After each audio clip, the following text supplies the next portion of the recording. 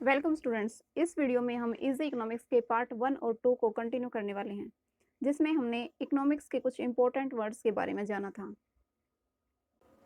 Students, ये थे हमारे इजी इकोनॉमिक्स पार्ट 1 और 2 के वर्ड्स, जिन्हें आप पार्ट 1 और 2 प्ले करके देख सकते हैं। आज का हमारा वर्ड है वैल्यू एडिड। ये वर्धित मूल्य होता है। इसमें सेलिंग प्राइस और टोटल प्राइस का डिफरेंस निकाला जाता है।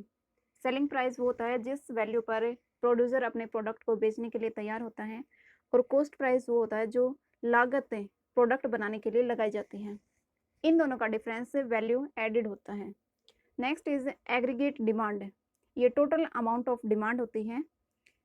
इसमें मार्केट में जो किसी भी प्रोडक्ट के लिए मांग होती है उसको एग्रीगेट डिमांड कहते हैं। Aggregate supply, total supply of goods and services in market is called a aggregate supply. कुल पूर्ति जितनी मार्केट में की जाती है एग्रीगेट सप्लाई होती है। नेक्स्ट है एक्सेस डिमांड।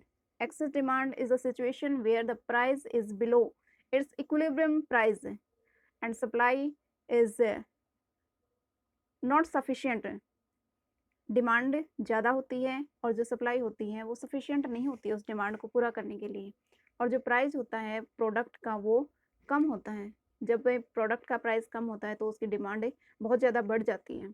इसे एक्सेस डिमांड कहा जाता है। Next is deficient demand. इसमें डिमांड कम होती है, एग्रीगेट सप्लाई से डिमांड कम हो जाती है और सप्लाई मार्केट में ज़्यादा हो जाती है। That is called a deficient demand. Next is non tax. ये वो इनकम होती है जो गवर्नमेंट को अदर सोर्सेज से होती है। मतलब जो एक तो सीधा टैक्स लगाया जाता है वो सीधा गवर्नमेंट की इनकम में जाता है। इसके अलावा जो डिविडेंड्स हैं या profit received from public sector, जो दूसरे प्रॉफिट होते हैं गवर्नमेंट को, वो नॉन टैक्स में काउंट किए जाते हैं। Next is flexible exchange rate. ये एक मॉनेटरी सिस्टम है जो सप्लाई एंड डिमांड के अकॉर्डिंग एक्सचेंज रेट को डिटरमाइन करता है। लाइक करेंसी के रेट दिन हर रोज ऊपर नीचे होते रहते हैं, कभी कम होते हैं कभी ज़्यादा होते हैं, तो ये जो एक्सचेंज रेट है उसको डिटरमाइन करता है। Next is a domestic factor income.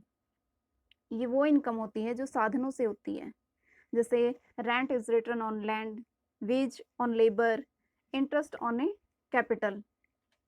Next is consumption of a fixed capital. ये CFC लाइक डेप्रिशिएशन की तरह काम करता है। ये फिक्स्ड कैपिटल के ऊपर लगाया जाता है। इसके बारे में हमने कीवर्ड्स पार्ट 2 में समझा था।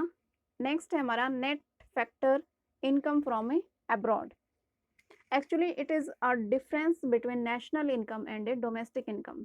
जो नेशनल इनकम होती है, नेशनल इनकम मीन्स से इंटरनल और एक्सटर्नल सोर्सेज से जो राष्ट्रीय आय होती है उसमें से जब डोमेस्टिक इनकम, इंटरनल जो इनकम होती है हमें इंटरनल सोर्सेज से इनकम होती है उसको घटा दिया जाता है, तो net income from a abroad निकाला जाता है। नेक्स्ट है ब्रेक इवन पॉइंट।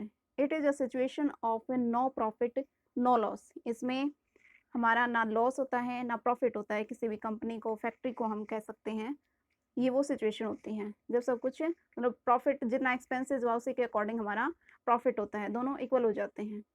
नेक्स्ट है कमर्शियल बैंक। ये बैंक जनरल पब्लिक से डिपॉजिट एक्सेप्ट करते हैं और इन्वेस्टमेंट के लिए लोन प्रोवाइड करते हैं। इन बैंकों का मेन मोटिव जो कमर्शियल एक्टिविटीज़ होती हैं उनको बढ़ावा देना होता है। तो students, I hope you understand these words हैं। और जो स्टूडेंट्स इन तीनों वीडियोस को easy economics topic keyword part 1, 2 और 3 को देखता है और समझता है, उससे इकोनॉमिक्स को समझना बहुत आसान हो जाएगा। और जो इकोनॉमिक्स वर्ड्स हम सुनते हैं उनसे हम अनजान नहीं रहेंगे। इसी तरह के इंपॉर्टेंट एंड हेल्पफुल वीडियोज़ के लिए like, share and subscribe my channel. Thanks for watching.